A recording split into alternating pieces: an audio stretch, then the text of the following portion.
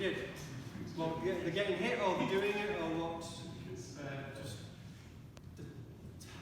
blocking the punch, just speeding it. While you're in transit? Yeah. Excellent. All right, that's perfect. Yeah, because you're not going to, because you're moving, and that's the thing. And like you were saying, that if you've kind of, let's say if he steps back, then he's now in a position where he's strong and he could push off that back foot or direct down through that back foot.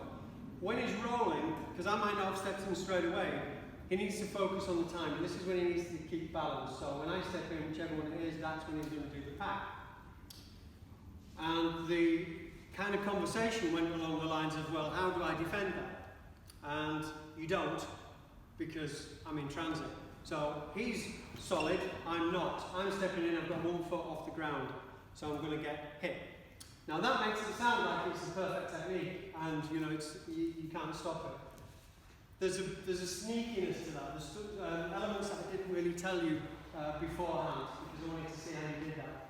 First and foremost, we need to make sure that whenever we step, there's one simple rule, and that is that you keep your feet as close to the ground as possible. So that's why we don't humor as massive steps, you know. We also don't need to scrape out our feet and keep it solid. You can on this shiny floor, but not on a thick new carpet. The simple thing is keep your feet as close to the ground as possible. You know, minimum movement, that's the thing. Conservation of energy, minimum movement.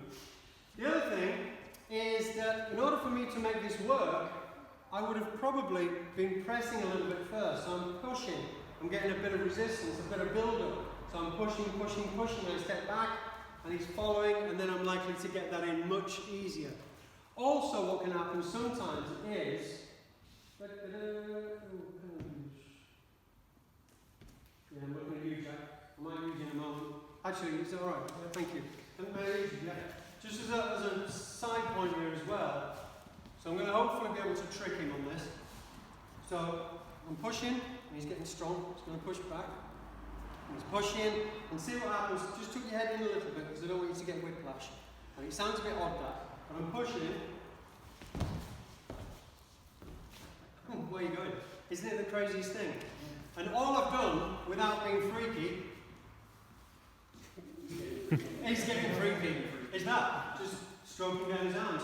Because I'm pushing, he's pushing back, I step back and I slide down his arms, and what's happening is, he's searching for that pressure that he had previously, and he's going to walk onto something.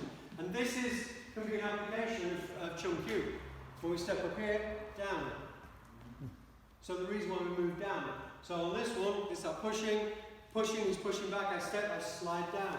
Boom! And then give it back. And it's the weirdest thing you try with me. So first of all, sorry, at least it's in a crowded room, everyone's here. So I just want you to slide down my arms. Alright, that's weird. But that's, it does feel like, so pushing first, strong, get the build up first. And when you step back, just slowly do that, no different, big step back, and then slowly down the arm there. And it's so bizarre because you want to follow that. You think, where's that pressure that I just had? So you push, strong, and then step back and slide down, and you'll feel yourself going. Because you've been drawn into this. That's the thing about, like, you're understanding your G's out so that you don't step forward and walk onto a punch. So it's taking responsibility for your own actions, positions, and energies. So we'll do that again, and I need to realise that I want to stand where I want to stand.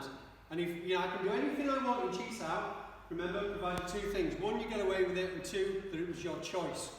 And that's what we've got to be careful of. So you push. And then step back and slide down, and I'll just let him go.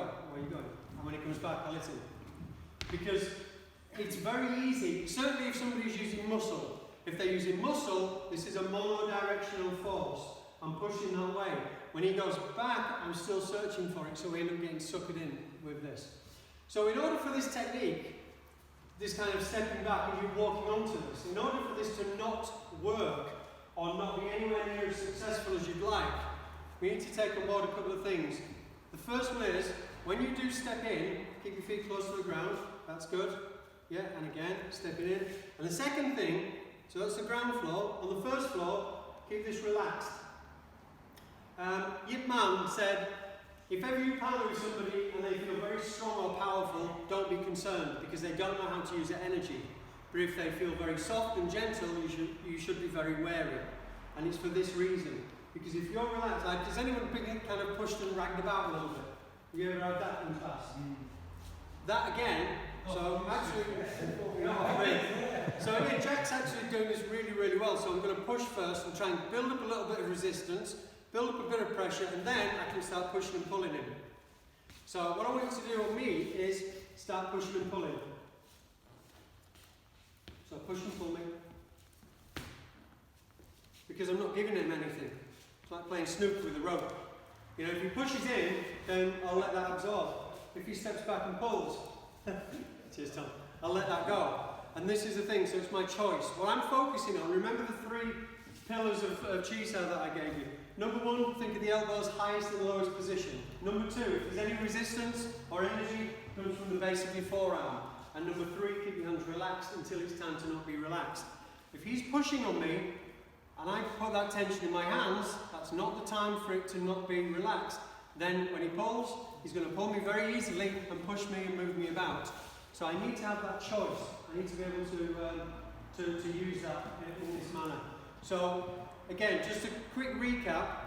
If you are being caught in that, it's because, or if you want to catch somebody in that, you're going to build up that, that energy. In the same way as a street situation, it's going to build up your tension. Adrenaline's flowing now, it's all high, so things are probably going to be overcommitted.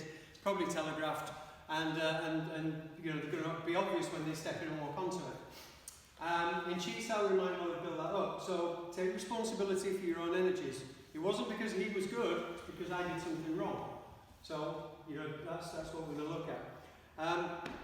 Another way that we can look at this as well is we only did the Pak Fak Sao and the turning punch.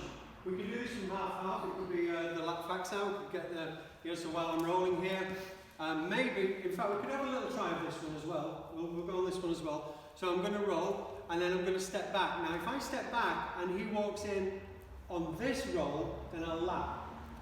If I step back and he walks in on this roll, then I'll turn and punch. So it depends which hand it is. So then it starts to get a little bit more tricky, in as far as now you've got to be even more centred, even more focused, and it's not, when he steps in, that's when you'll have to do the technique. So you won't be in charge of choosing which of those 2 you're going to do. He's going to dictate that for you. So that's kind of one we can look at.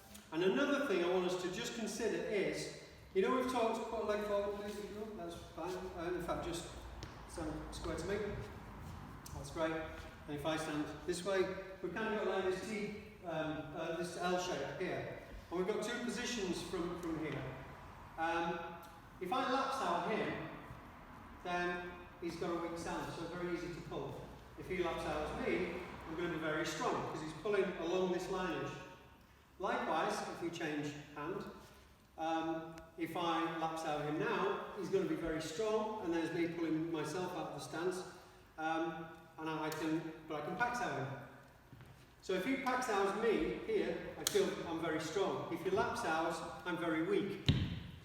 So whenever we're in this position, we need to acknowledge where that threat is and how to deal with it. So this time, when he goes for the pack, I might resist, or so I can resist with the strength. And when he goes for the lap, instead of me kind of engaging the hand, so laps out, I want to be relaxed with my hand. Again, relax, and then there's nothing to lap. If we change here, if he laps out, I'm very strong anyway, and if he packs out, he can push me through. Unless, packs out, I've got that ability to absorb. So if I'm in this one, I can be lapped. So you lap, and I need to slip that, I need to be relaxed, and I can be packed. So I need to be able to absorb that. And then you are eliminating your weaknesses. But what we tend to do is just, solid, and yes, now he packs ours, bad stance, rubbish. So again here, if he packs ours, I'm so strong, but then he laps ours and I'm so bad.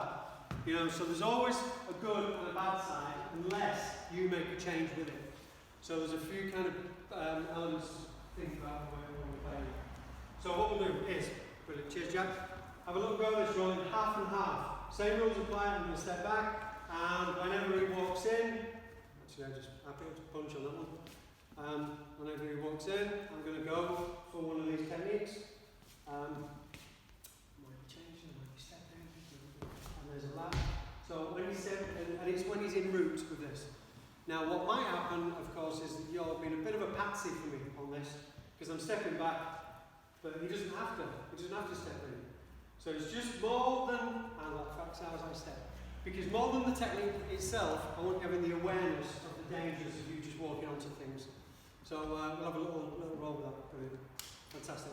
So, hand up if you will, give that a go, and just consider where your weaknesses are. Yeah, good talk, yeah.